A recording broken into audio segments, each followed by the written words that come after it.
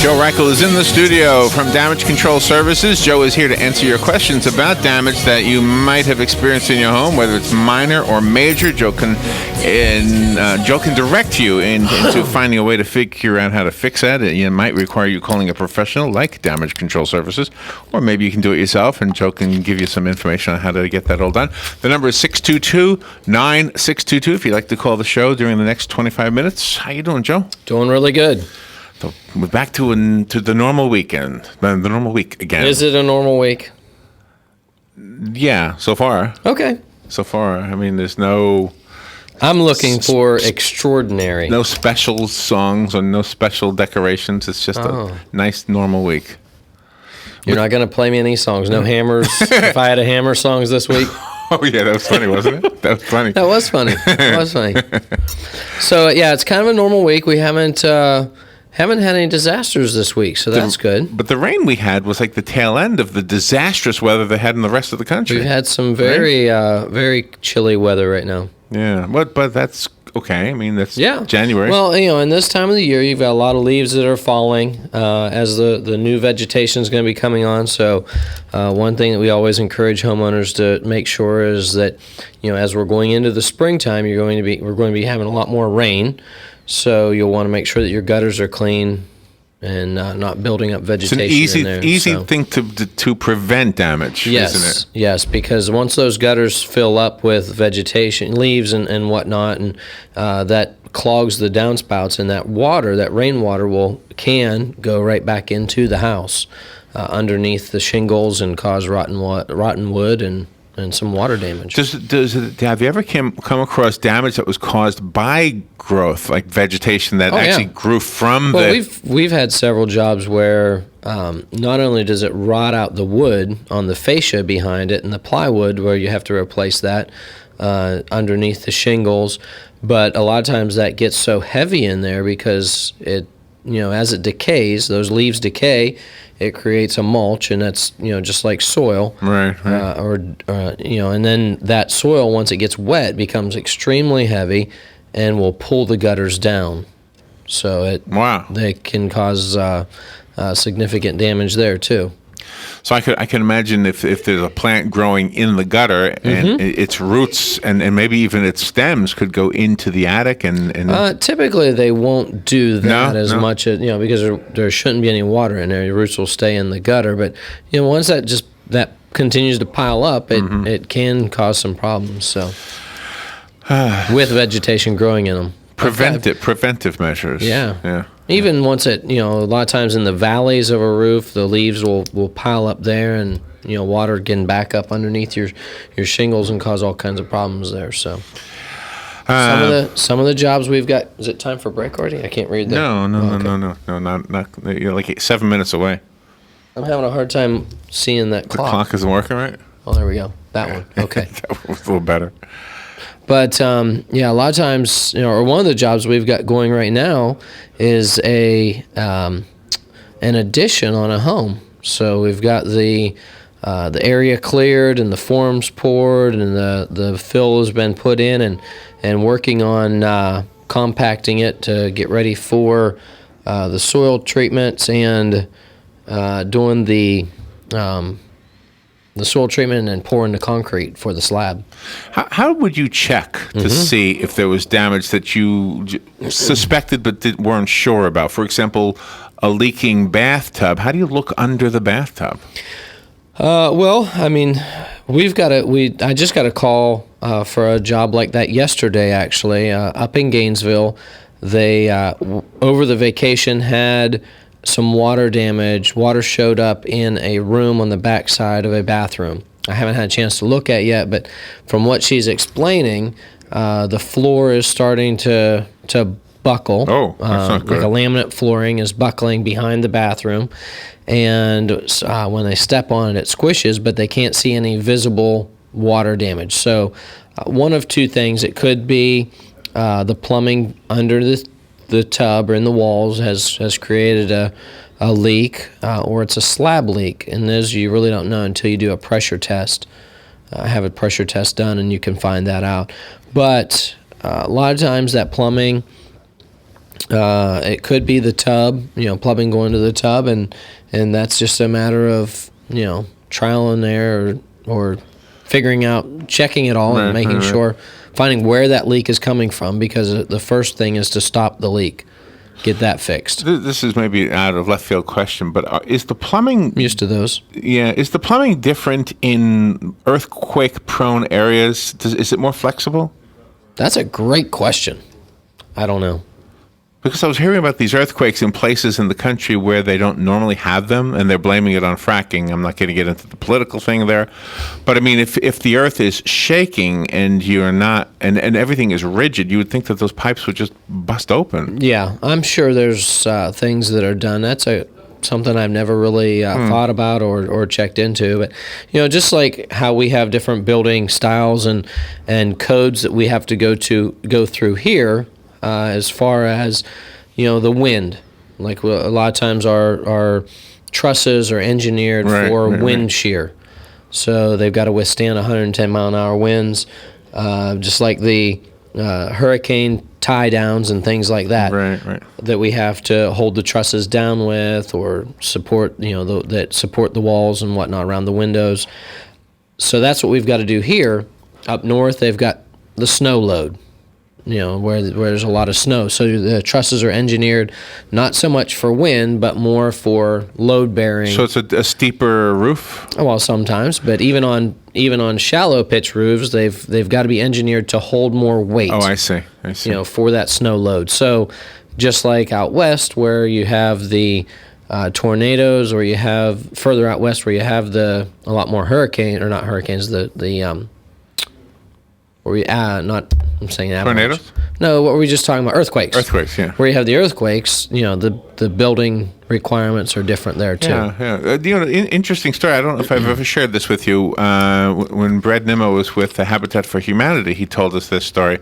They had some plans for a couple of 2-story homes here in Ocala that were actually plans that were for northern homes, and so the pitch of the roof was too steep, and they had to get professionals, and the steep pitch because of the snow. So, in other words, all Habitat homes are built by volunteers. Right. But in these two particular, I think it was 2 homes here in Ocala, they had to get professionals for the roof because it was so steep, it was dangerous for volunteers. Pitch roof, yeah. And that's, there's, a lot of times they build them a little steeper so that they don't hold, so it just falls off? Yeah, it will slide right off versus sitting on there. And I never realized that. And when you're looking at the homes up north, you do see that often, don't you? And they are more shallow. And I never really even thought that there was a reason for that. Not all, but some of them, yes.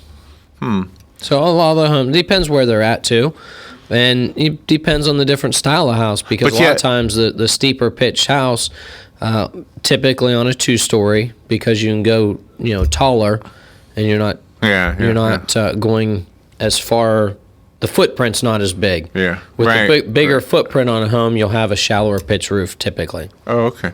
But like on a mall, for example, it's all flat, and we don't have snow here. But when we hear these stories every winter, that snow piles up on a mall, and then all of a sudden the roof falls through in some place. Any of your larger the flat top buildings, larger flat roof buildings can have that problem, and that's why they're engineered that way to be able to withstand more weight. Well, now we're up at the 15-minute mark, so we have to take a little break. We do have a phone call coming in. Let me see if I can get this person to wait through the break. Good morning. Can you wait through the break? Oh, okay. Yeah, I won't be long. Okay, we will be right back. We're just up against the break right now. Thank you. We'll be right back. We'll be speaking to Joe Reichel when we come back, and anybody else who wants to call, you're welcome to. The number is 622-9622. We'll be right back. The weather is brought to you by myfwc.com. Safe boating is no accident. For Tuesday, a mix of clouds and sun and becoming breezy. There can be a shower along the coast, the high 59 in the north to 68 in the south. Partly cloudy Tuesday night. There may be a shower in spots along the coast with more clouds. Lows ranging from the upper 40s and low 50s well inland to the low 60s on the beaches. For Wednesday, variable cloudiness and breezy with a passing shower, high 67 to 71. From the Florida Weather Center, I'm meteorologist Joe Lundberg. One of the most common questions those nearing retirement are asking, will I outlive my money? Retirement questions like these and many more will be answered every Saturday morning at 9 a.m. on Planning for a Better and Safer Retirement with hosts Francois and Julian Pozenet. Francois and Julian will help you put your retirement puzzle together. Catch Planning for a Better and Safer Retirement Saturdays at 9 a.m. on Ocala's News Talk, The Source 96.3 FM and 1370 AM. You've got a garden and we've got a show for you called You've Got a Garden with your host, Master Gardener Carol Ann Baldwin. Carol Ann answers your questions about your flowers, your veggies, your grass, your trees, even questions about your bugs. And she's only on WOCA, so don't miss Carol Ann Baldwin and You've Got a Garden each Tuesday from 9 a.m. to 10 a.m. right here on WOCA, The Source. All right, 14 minutes before 11 o'clock. Joe Reichel's here. Joe, you got somebody waiting patiently to speak to you. Good morning. Thank you for waiting. Hey, good morning. You got conversation about roofs. When we built our house a long time ago in Bonita Springs, it was a flat roof, a lot of tar and gravel, and it had an edge built up around it, and we was encouraged to keep water up there. They said it would help cool the house. Oh, really? And now, I'm told that the flat roof house opposed to a pitched roof house, the flat roof house would be more prone to getting lifted off during high hurricane winds than a pitched roof. Do you have an opinion on that? As far as the wind and whatnot, it really depends. A lot of it is the tie downs that are necessary for that, not necessarily the pitch. A lot of times, whether the differences are a gable roof style versus a hip roof style. It really depends, on that. Not so much the pitch. So that's why you have the. A lot of times they do the wind mitigations and inspections and whatnot for your insurance to make sure that your trusses are built appropriately and able to withstand those winds. So I don't know the difference is really flat versus. Explained to me is the way the wind is going across, it would create a lift on a flat roof and be more prone to actually pull it off than, say, a pitched. But yeah.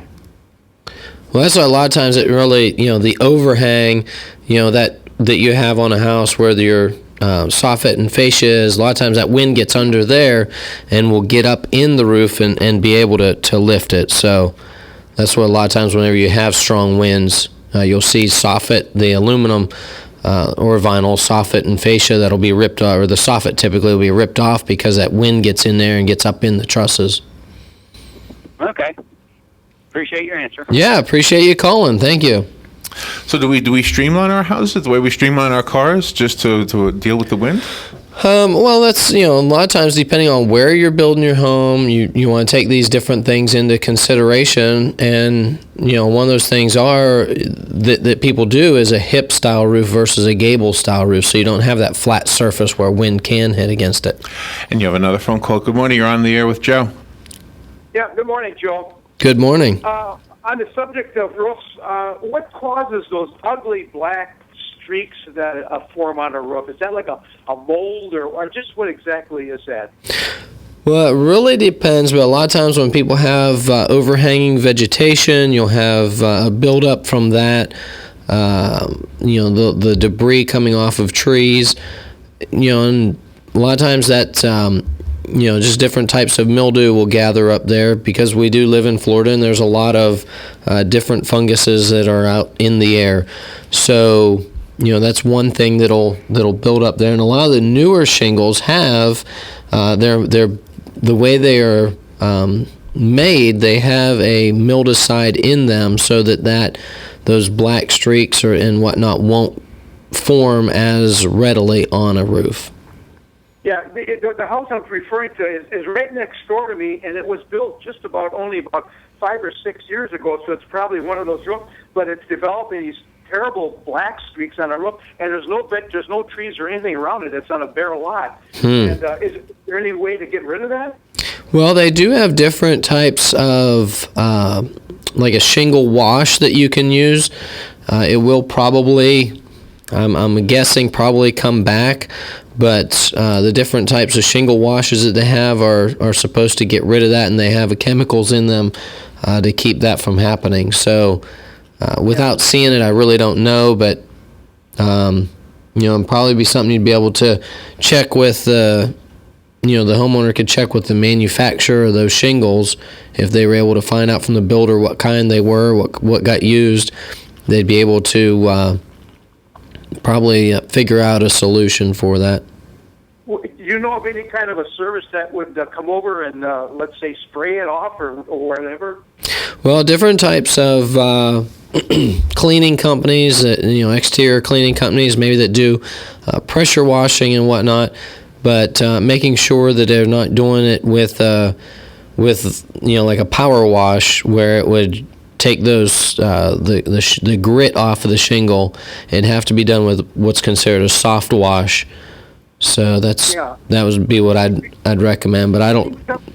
Yeah. Do you think something like that would develop on a metal roof, or is it just on an asphalt? Typically, it happens more on an asphalt shingle or a fiberglass shingle. That depend on what it is, but not so much on a metal roof. But metal roofs will get, especially as we go into the spring, they get that buildup of pollen on them, and it's will discolor them, and they'll. Sometimes those metal roofs will oxidize, and they can become a different color, but not typically a mildew like you'll see forming on shingles like that. Yeah. Okay. Thanks a lot. You're welcome. Thank you. I'm thinking, we begin spring like now. Like up north, they begin spring like in April. But we're think about spring right now, don't we? As far as cleaning and getting some of that mold off if they have mold on the outside of the house, that kind of thing. Yeah. Well, I mean, we'll start, here in Florida, March will be our time when, we start doing those spring type chores around the home. You got a cold going on, don't you? Just some congestion. Just a little voice thing going on. Yeah, it kind of just hit me all of a sudden. Need some water, maybe. It's too dry in here from the heat. It is dry in here. Do you know when I was a kid, we used to add water to the furnace when I lived up in New York, and humidifier they called them, right? Yeah, but we don't do that down here, right? You don't Not need so to? much. Because why? It's humid already. Well, we have a lot of humidity in the air here.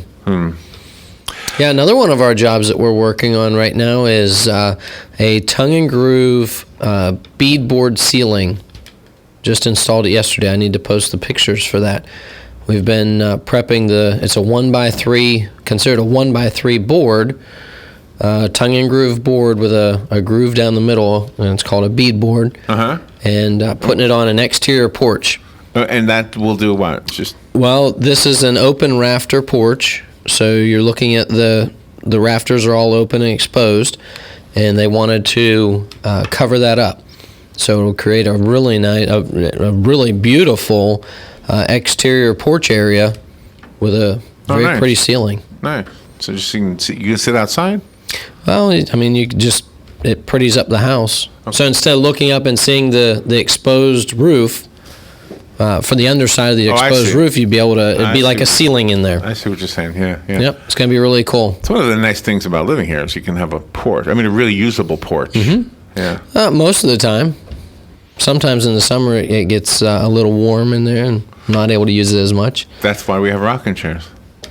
So you just keep moving. I like those old houses with that big wraparound porch that goes all the way around the house. Yes. You don't see them anymore. Not so much. I wonder why. One of the houses that we're working with some homeowners on building, they want to have a porch on the rather large porches on the front and the back. Elevated. So. Elevated, as opposed to being on ground level. You know what I mean? Like you have to walk up some stairs to get. Yes. To it. Okay.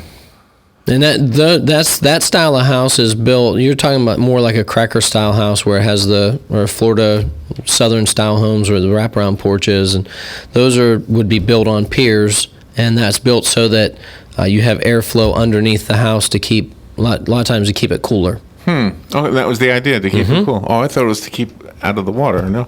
Well, it depends where it's built. Depends where it's built. Like in Cedar Key, I mean, they were like a whole story above the ground. That would be for Just in case, huh? Well, for storms, yes. Whenever you have like a storm surge come in off of the Gulf, you could have flood waters like that, so they would. I would imagine build them higher like that. Some of those people are happy because they've probably been some years where they were actually looking down at the ocean. Probably. Yeah. I mean, anytime we have a tropical storm, if you live on the coast, you're liable to have storm surge like that. And just hope where water can come in. Hope it goes back out, right? Eventually, yeah. They were digging in New Jersey this morning. They had a news story. They found this dinosaur pit. And they say it used to be 15 feet underwater at that part of New Jersey once upon a time. So neat. Yeah, I don't know how they know these things, but that's what they say. I believe them. So, any good projects in your world? I mean, are you the shoemaker who needs new shoes? Do you have your own jobs in your own house? No. I'm kind of jobless right now. So you don't have any? No projects. No leaky faucets? No. I try not to have too many leaky faucets. Or leaky anything. No. Leaky's not good, and that's why, a lot of times if you do have something that's leaking, it's good to get it fixed now versus waiting. This is a good time of year, too, because you can do the work. I mean, for you do it all year long. Right. But I mean, if you're trying to do repairs right now on your own house and it's outside, it's a lot cooler right now. Yeah, it's a nice time of the year to do home improvement projects for sure. You don't have the heat to work with. A lot of times, and now that it's past the end of the year, a lot of homeowners are looking at doing projects again. Typically, construction industry, the end of November, because of Thanksgiving and then the Christmas holiday, New Year's. A lot of times people want their projects done. They don't want to be working on their homes through those Right. time periods. Right. So a lot of our construction projects slow down during that time, typically every year. And the homeowner who's thinking about selling, can you give them advice as to whether it's worth it to do a remodeling job for the purposes of selling the house? And that would really depend upon what they had already there. And a lot of times your real estate agent's going to be be able to help you make that decision, and go through the home with you and look at different things. Or it's something that I would gladly be able to look at something like that for a homeowner and say, different places where they could look at doing some improvements. Typically, though, and that's a lot of the times, people that do remodeling projects or home improvement projects for the purpose of selling, as long as they do the right type of projects, they're going to improve the value of their home. You would hope, right? You would hope so, yeah. Yeah, it makes it look better. And but you've probably seen it. You've probably seen enough people who've done that and taken a home. Or like if somebody were to answer one of those ads saying handyman special, but they're not a handyman, then right. They got to call somebody. Well, and that's the thing too. It really depends on the project. And you get into a project, you want to make sure that you have the right people working on it. But going along with what you're saying as far as a remodel or whatnot on a home, it really depends on what you're doing. If you're going to fix up a house and put what you want in there, what you decide as far as colors or whatnot, that might not be, the next person buying the house might just tear that out and put what they want in. Right. So, if you spend $100,000 on fixing a kitchen up, you're going to get more out of it, but doesn't mean the next buyer is going to like it. Yeah. Oh, yeah. Absolutely. A lot of times people buy not necessarily for the house, but they buy for the neighborhood or whatnot. That's true too. It really depends. Joe, before we say goodbye, give us your phone number. My direct number is 352-817-6574. If you have a disaster or any questions, call me or email me, joe@damageflorida.com. That's all spelled out, damageflorida.com. There you go. Thank you, Joe. Thank you. We will be right back. This program, by the way, has been recorded. It will be placed on Facebook and on the WOCA YouTube channel. We'll be right back. This is a Fox News alert. I'm Lillian Wu. Fox News has confirmed that 2 U.S. Special Ops forces have been hurt, 1 killed in Afghanistan.